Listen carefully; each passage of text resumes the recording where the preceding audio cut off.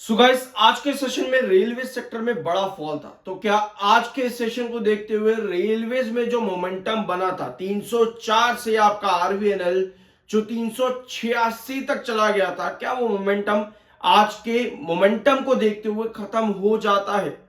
समझेंगे यहां पर सभी पॉइंट को बहुत तरीके से। अगर आप लोगों ने लास्ट वीडियो देखा होगा जो कि कल ही हम लोगों ने डिस्कस किया था आरवीएनएल का, तो ये तीन लेवल्स 405 386 के बाद कल के वीडियो में हमने काफी सारे पॉइंट्स डिस्कस करते हैं आरवीएनएल से related, both fundamentally and financially और स्टैटिस्टिकली भी। 405 386 के बाद आपका एक इंपॉर्टेंट रिस्ट्रिक्शन है। यहां पर आते हुए सस्टेनेबल कैंडल बनना जरूरी था, बट क्योंकि आपके टेक्निकल्स हाईली बेयरिश है, 94.7 का एमएफआई एंड 82.8 का आरएसआई है, ये एक बड़ा रीजन रहा आज के दिन आरवीएनएल में गिरावट का। इस एक रीजन की वजह से आरवीएनएल में आपको लगभग 5% का डाउन ट्रेंड आज देखने को मिला है। अब इसके अलावा आज 405 हिट नहीं हुआ है, आज 400.70 के आसपास का हाई है।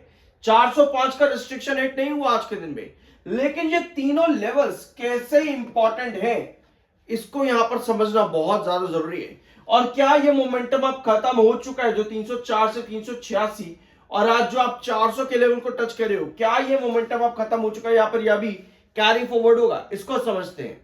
पहले आएंगे मार्केट एक्सपर्ट्स पर। ओशो कृष्ण जो कि technical and derivative research analyst है एट एंजल वन, इनका क्या कहना है आरवीएनएल को लेकर के? इनका कहना है कि आरवीएनएल में इंक्रीज प्राइस हुआ है, वॉल्यूम कंपनी में बढ़ा है, ये एक रीजन रहा कंपनी में तेजी का भी जो बनी थी।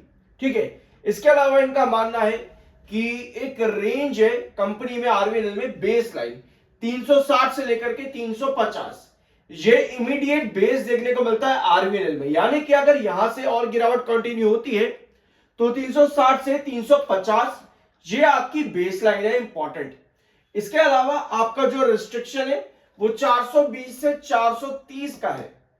अब ये ट्रेंड्स आरवीएनएल के अंदर मार्केट एक्सपर्ट्स ने कैसे बनाए, और जो अभी हम यहां पर डिस्कस कर रहे थे पिछले 3-4 वीडियो से, ये तीन ट्रेंड और ये 404 ये हमने कैसे बनाया, इन सभी पॉइंट्स को यहां पर समझते हैं। अब आते हैं दूसरे मार्केट एक्सपर्ट्स पर। जिगर एस पटेल जो कि सीनियर मैनेजर है एट टेक्निकल रिसर्च एट आनंद राठी, इनका क्या कहना है? इनका मानना है कि 360 का आरवीएनएल में बेस है और रिस्ट्रिक्शन है 401 का।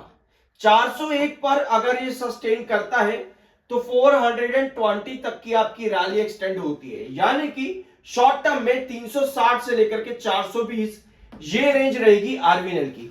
अब दोनों ही मार्केट एक्सपर्ट्स ओशो कृष्ण और जिगर एस पटेल काफी हद तक सिमिलर जा रहे हैं, एक दूसरे के पैरेलल है, कोई बड़ा डिफरेंस इनके चार्ट्स के अंदर नहीं है। अब ऐसा क्यों होता है कि market experts similar levels draw कर रहे हैं, इसको भी समझेंगे। यहां पर आरवीएनएल ने एक अपडेट और दी, लोएस्ट बिडर कंपनी यहां पर बनी फ्रॉम ईस्ट कोस्ट रेलवे, जो कि नॉर्मल कोर्स ऑफ बिजनेस है कंपनी का। ठीक है, अब हमारी जरूरतें जो बढ़ जाती है कंपनी से, एक चीज तो आपको पता ही है कि बजट के एक्सपेक्टेशन और रेलवेज का फेयर हाइक, ये दो रीजन आपके स्टॉक्स भागे बड़े अच्छा। लेकिन अब बजट के एक्सपेक्टेशन को मीट भी करना है तो उसके लिए आपका बजट आने वाला है 1 फरवरी को। इसके अलावा क्वार्टरली रिजल्ट्स को भी मीट करना है, क्योंकि पिछले कुछ क्वार्टर्स कंपनी के बढ़िया नहीं रहे हैं। इसका मतलब यह है कि Q3 को भी हमें मीट करना है, क्योंकि आरवीएनएल ने लगातार एक साल खराब क्वार्टर रिजल्ट्स देने के बाद में सितंबर मात्र सिर्फ और सिर्फ सितंबर में ही 5-5.5% का कंपनी ने ग्रोथ दिया, जिसकी वजह से स्टॉक सितंबर क्वार्टर के बाद में काफी हद तक स्टेबल भी नजर आया, कोई बड़ा मेजर फॉल देखने को नहीं मिला। यानी दिसंबर क्वार्टर से भी हमारी एक्सपेक्टेशन बढ़ जाती है। ठीक है, अब आते हैं आपके चार्ट पे।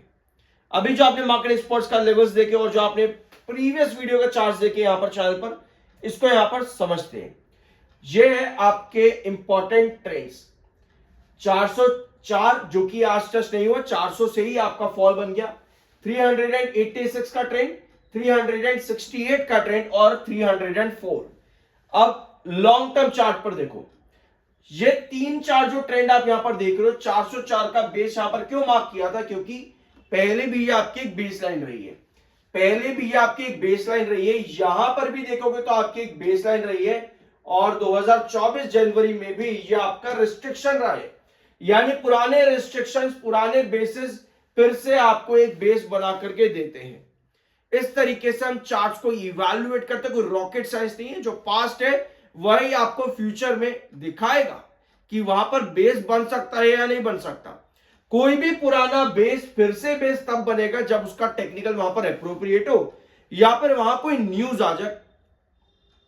इन दो रीजन से आपके पुराने बेसिस फिर से बेस बनते हैं।